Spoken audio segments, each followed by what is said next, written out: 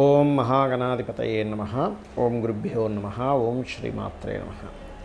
అరుణాం కరుణాతరంగితాక్షీం ధృతపాశాంకుశపుష్పబాణచాపాం అనిమాదిభిరావృతాం మయూకైః అహమిత్యేవ విభావయే భవానీం. శ్రీమాత్రే నమః.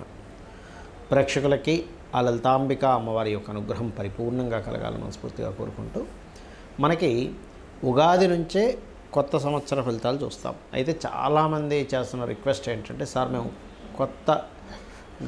కొత్త సంవత్సరంలో ఏదైతే ప్లానింగ్ ఉంటుందో మేము ఈ సంవత్సరం అసలు ఏమేం చేయాలి, వేటికి బలం ఉంది, వేటికి బలం లేదు, గృహయోగానికి అనుకోండి, లేనట్లయితే వివాహానికి అనుకోండి, ఇన్వెస్ట్మెంట్స్కి అనుకోండి, అసలు గోచారంలో వాటి యొక్క బలాబలాలు ఎలా ఉన్నాయని తెలుసుకుందాం అనుకుంటున్నాం. బికాజ్ ఆఫ్ మాకు కొత్త సంవత్సరం అనేటువంటిది మీరు అన్నట్టుగా ఉగాది అయినప్పటికీ కూడా జనవరి నుంచి మనం మామూలుగా ఆంగ్ల సంవత్సరం చూసుకుంటాం కదా క్యాలెండర్లో అనేటువంటి విషయాలు అందరూ రిక్వెస్ట్ చేయడం వల్ల ఈ సంవత్సరం అనేటువంటి చెప్పడం జరుగుతుంది. బట్ మనది మాత్రం ఉగాదే, గుర్తుపెట్టుకోండి.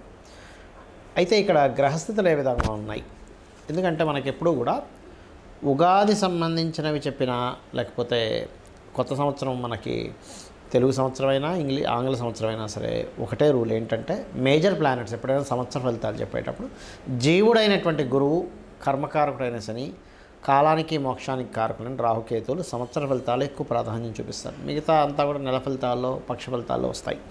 అయితే ఇక్కడ కనుక మనం చూసుకున్నట్లయితే గురువు మిథున రాశిలో ఉంటూ మీకు 6వ నెల నుంచి కర్కాటక రాశిలోకి వెళ్తున్నాడు, జీవకారకుడు గురువు. ఇక మనకి మీనరాశిలో శని భగవానుడు ఉన్నాడు. ఈ యొక్క శని భగవానుడు 26/7/2026 నుంచి వక్రిస్తున్నాడు. మీనంలో ఉన్న శని వక్రిస్తాడు. ఇక రాహువు, కేతువు డిసెంబర్ మాసం వరకు కుంభ రాశిలో రాహువు, సింహరాశిలో కేతువు ఉంటూ, వారు దాని తర్వాత డిసెంబర్ నుంచి కర్కాటకంలోకి కేతువు, మనకి మకరంలోకి రాహు వస్తున్నాడు. ఈ యొక్క గ్రహస్థితిని అనుసరించి ద్వాదశ లగ్నముల వారికి, లగ్నం తెలియని వారి రాశుల వారికి ఎటువంటి ఫలితములు ఉన్నాయి. కుంభం వారికి కనుక చూసుకున్నట్లయితే ప్రస్తుతం మీకు రాహువు రాశిలో సంచరిస్తున్నాడు.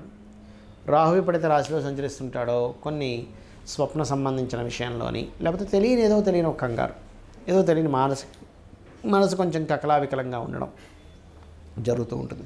దాని గురించి మీరు ఏమీ టెన్షన్ పడకండి. చిన్న రెమెడీ చెప్తాను, చక్కగా మీకు అది పనిచేస్తుంది. మీకు మీరు రూపాయి ఖర్చు లేకుండా చేసుకోవచ్చు. ఏమిటది? కూర్చొని చక్కగా ఓం దుమ్ దుర్గాయ నమః చేసుకోండి. ఓం దుమ్ దుర్గాయ నమః. ఇది గనక మీరు చేశారు, ఖచ్చితంగా 100% మీకు మనశ్శాంతి రావాల్సింది. ఇంకా అందులో ఏమీ లేదు. ఎందుకంటే దుర్గా దుఃఖనాశిని అంటూ ఉంటారు. అంటే మీ యొక్క దుఃఖాన్ని, మీ భయాలన్నింటినీ కూడా దుర్గాదేవి తీసేస్తుంది. అలాగే మరొక విషయం ఏంటంటే, మరి ఇప్పుడు 2వ అధిపతి 5లో ఉన్నాడు. ఏంటి? సంతానాభివృద్ధి, సంతానానికి ఫైనాన్షియల్ గ్రోత్, క్రియేటివ్ మూలంగా ఫైనాన్షియల్ గ్రోత్ ఇస్తూ ఉన్నాడు. గురువు మీకు పంచమ స్థానంలో ఎప్పటి వరకు ఉన్నాడు అంటే మే ఎండింగ్ వరకు ఉండి జూన్ నుంచి 6వ స్థానంలోకి వెళ్ళిపోతాడు. ఎప్పుడైతే జూన్ నుంచి 6వ స్థానంలోకి ఈ యొక్క గురువు వెళ్తాడో అక్కడికి వెళ్ళినా కూడా మీకు ధనం సంబంధించిన విషయంలో బాగుంటుంది. అయితే ఇక్కడేమో క్రియేటివ్ మూలంగా ఇస్తే మే ఎండింగ్ వరకు, జూన్ నుంచి కర్కాటకంలోకి వెళ్ళి 6వ స్థానంలోకి వెళ్ళి 2వ స్థానం చూస్తుంటాడు. అంటే ఇది ఎటు చూసుకున్నా కూడా మీకు ధనపరంగా ఈ 2026 సంవత్సరం కూడా బాగుంటుంది. కాకపోతే కుంభం వారికి మరి 2వ స్థానంలో శని కదండి, ఎల్నాటి శని నడుస్తుంది, అమ్మో శని కారకుడు 2లో ఉన్నాడు కదా అంటే మీరు ఒకటే విషయాన్ని గుర్తుపెట్టుకోవాలి. ఎవరికైనా మీరు ధన సంబంధించినటువంటి డీల్స్ చేసుకునేటప్పుడు, మనీ డీల్స్ చేస్తూ ఉంటాం, అటువంటి విషయాల్లో చాలా చాలా చాలా కేర్గా ఉండండి. చాలు, ఇదొక్కటి జాగ్రత్త తీసుకోండి. మరి ఎలాగంటే కొంతమందికి మనం ఇవ్వాలి ధనము, కొంతమందికి తీసుకుంటూ ఉంటాం, అసలు మనీ ట్రాన్స్ఫర్ చేయకుండా ఉండలేం కదా అంటే, మీ నిత్య దైనందిన జీవితంలో చేసేది వేరు. రెంట్ కట్టాలి, సామాన్లు తెచ్చుకోవాలి, లేకపోతే ఏదో కన్స్ట్రక్షన్కి మనీ ఇస్తున్నారు, ఇవన్నీ వేరు. కానీ మీరు పెద్ద మొత్తంలో ఎవరో అడిగారు, వాళ్ళకి నేను డబ్బులు ఇస్తున్నాను, మరి డబ్బులు వస్తాయా రావా, ఇటువంటి సంశయాలు ఉన్నప్పుడు మాత్రం అస్సలు మనీ మ్యాటర్స్ జోలికి వెళ్ళకండి. లేవని చెప్పండి మొహమాటంగా, నేను ఇవ్వనని చెప్పేసాడు, నా గ్రహస్థితి బాగాలేదని చెప్పండి, పర్లేదు. ఎందుకంటే మీరు పోగొట్టుకున్న తర్వాత ధనాన్ని మీరు సంపాదించుకోవడానికి ఎన్ని రోజులు కష్టపడ్డారు. ఓ 1,00,000 రూపాయలు సంపాదించాలన్నా, 10 లక్షలు సంపాదించాలన్నా, 1 కోటి రూపాయలు సంపాదించాలన్నా, 10 కోట్లు అనుకోండి, 100 కోట్లు అనుకోండి, ఎంతైనా అనుకోండి, మనీ స్థానంలో ఎప్పుడైతే ఎల్నాటి శని నడుస్తుందో మనీ మీదే దాని ప్రభావం చూపిస్తూ ఉంటుంది. కొత్తగా, ఎందుకంటే 12వ అధిపతి ఇక్కడ మీ కుంభానికి అధిపతి, ఎప్పుడైతే 12వ అధిపతి 2లోకి వెళ్తుంటాడో ఈ 2లో ఉండేటువంటి ప్రభావాన్ని చూపిస్తూ ఉంటాడు. తెలియకుండా ఏదో ఒక పిచ్చి ఇన్వెస్ట్మెంట్స్ వల్ల మనీ స్ట్రక్ అవుతూ ఉంటుంది. కాబట్టి ఈ యొక్క అంశంలో చాలా జాగ్రత్తగా ఉండండి. కాకపోతే మీకు మెయిన్ జూన్ నుంచి ఎప్పుడైతే మీకు 6వ స్థానంలో గురువు వెళ్తున్నాడో రుణము మూలంగా ధనయోగాన్ని ఇస్తూ ఉంటాడు. అలాగే రుణాల కోసం ట్రై చేసిన వారికి చాలా చక్కగా ఉంటుంది, ఫైనాన్షియల్ గ్రోత్ ఉంటుంది.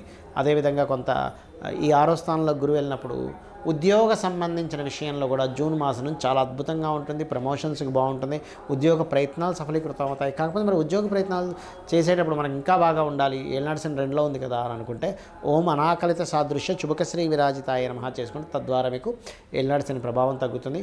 ఓం మాణిక్య మకుటాకార జానుద్వయ విరాజితాయ నమః అనేటువంటి నామాన్ని రోజు 45 నిమిషాలు చేసుకోండి.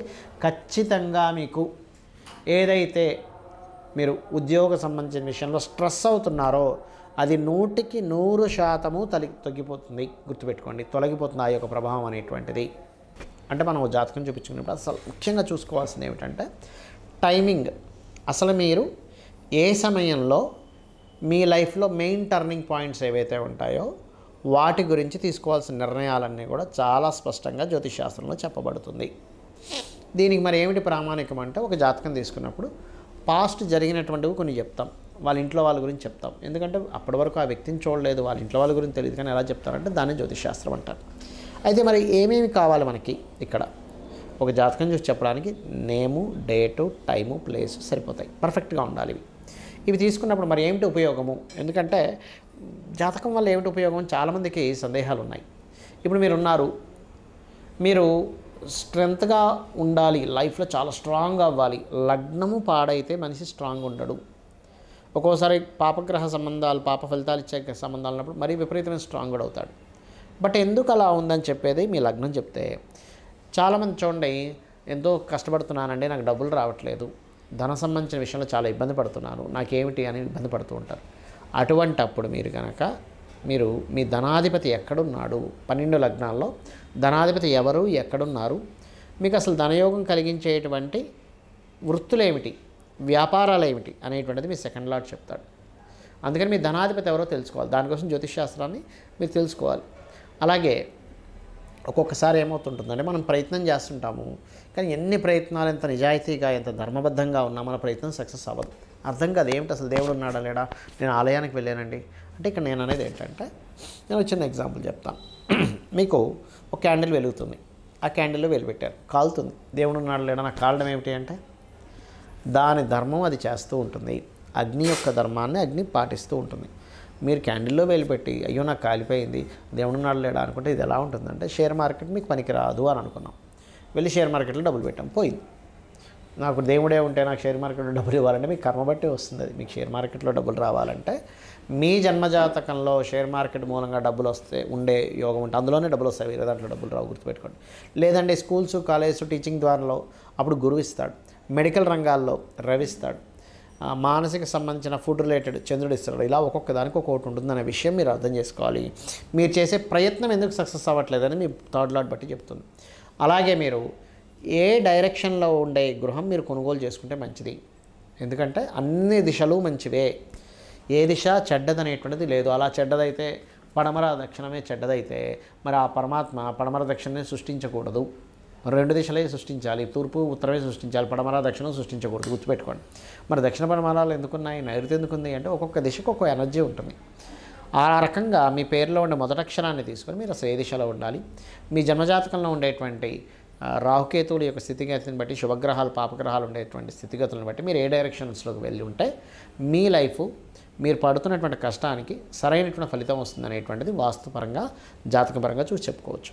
అదేవిధంగా మీ యొక్క సంతానం ఎందుకు కలగట్లేదు, అసలు సంతానం అభివృద్ధి అవ్వాలంటే మీరేం చేయాలి, మీ సంతానం ఏం చేయాలని ఒక క్లారిటీ ఇస్తుంది.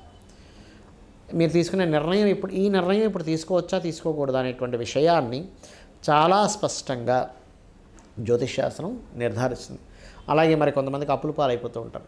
అసలు ఎటువంటి వాటి మూలంగా అప్పుల పాలు అవుతారు? బిజినెస్ వల్ల అవుతారా, ఫ్రెండ్స్తో లగ్జరీగా వెళ్ళడం వల్ల అవుతారా, లేనట్లయితే పర్టికులర్గా మీరు గమనిస్తే కనుక ఒక్కొక్కసారి ఎవరికో డబ్బులు ఇస్తారు, అప్పు చేసి వాళ్ళు ఏదో గవర్నమెంట్ జాబ్ ఇప్పిస్తారనో అలాంటి వాటి వల్ల అవుతారా అనేది చాలా స్పష్టంగా ఉంటుంది.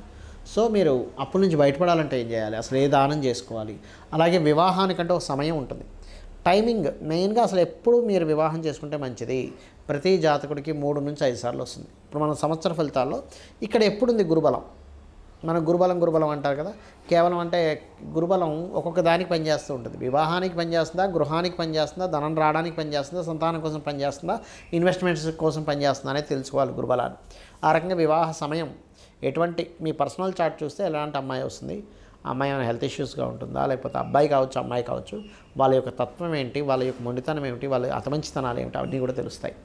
అలాగే మీకు లైఫ్లో జరిగేటువంటి అన్ఎక్స్పెక్టెడ్ థింగ్స్ అష్టమ ద్వారం ద్వారా, అష్టమ భావం ద్వారా, హైయర్ ఎడ్యుకేషన్ నవమ భావం ద్వారా, మీ ఉపాసన సంబంధించింది కూడా పంచమ నవమాల ద్వారా, మీ వృత్తిలో ఎందుకు రాణించలేకపోతున్నారు, ఇంత కష్టపడ్డా ఎంతో టాలెంట్ చూపిస్తున్నా పై అధికారులు మిమ్మల్ని తొక్కేందుకు పెట్టేస్తున్నారు, అసలు ఏం చేసుకోవాలి, ఎందుకంటే నిజాయితీగా ఉంటూ ఎంతో పని చేస్తున్నారు, అసలు ఎందుకు ఇలా తొక్కి పెట్టేయడం, ఎందుకు మనల్ని పైకి రానికుండా చేస్తున్నారు అనేటువంటివి కూడా మీ యొక్క జన్మజాతకంలో ఉంటాయి. అలాగే మీ వ్యాపారాలు, మీరు విదేశాలకు వెళ్ళాలా వద్దా, అసలు ఎప్పుడు ఇన్వెస్ట్మెంట్ చేయాలి, మీ 12వ స్థానం ఏదైతే ఉందో అది యాక్టివ్గా పాజిటివ్ ట్రిగర్ ఇచ్చేటప్పుడు మీరు ఇన్వెస్ట్మెంట్ చేయడం వల్ల మీకు డబ్బులు వస్తాయి. అది నెగిటివ్ ట్రిగర్ ఇస్తుంది, నిమిత్తాలన్నీ కొంచెం డిఫరెంట్గా కనిపిస్తున్నాయి. అప్పుడు ఏమవుతుంది, మీరు చేసే ప్రతి రూపాయి కూడా అది డెడ్ ఇన్వెస్ట్మెంట్ అవుతుంది. దానివల్ల మీకు రూపాయి కూడా రాదు, గుర్తుపెట్టుకోండి. అది దాన్ని డెడ్ ఇన్వెస్ట్మెంట్ అంటారు.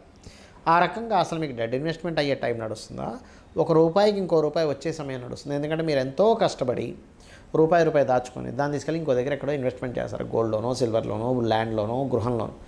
ఆ సమయంలో అదేమవుతుందంటే ఏమిటండి ల్యాండ్లో మంచిదే కదా అంటే అందుకోసం మీరు ఫ్రాడ్ ల్యాండ్ కొనుక్కోవచ్చు, లేదా గొడవలు జరిగేటువంటి సంబంధించిన ల్యాండ్ తీసుకోవచ్చు, చెప్పలేం కదా. కాబట్టి ఈ యొక్క అంశంలో మీరు ముఖ్యంగా జ్యోతిష్శాస్త్రపరంగా ఇవి తెలుసుకొని మీరు కనుక అడుగు వేసినట్లయితే మీ కష్టానికి తగ్గ ఫలితము, అమ్మవారి అనుగ్రహం, మీరు ఎటువంటి పని చేస్తున్నా అమ్మవారిని తలుచుకొని మీరు పనిని ప్రారంభించండి, ఆ మహాగణపతిని తలుచుకొని ప్రారంభించండి.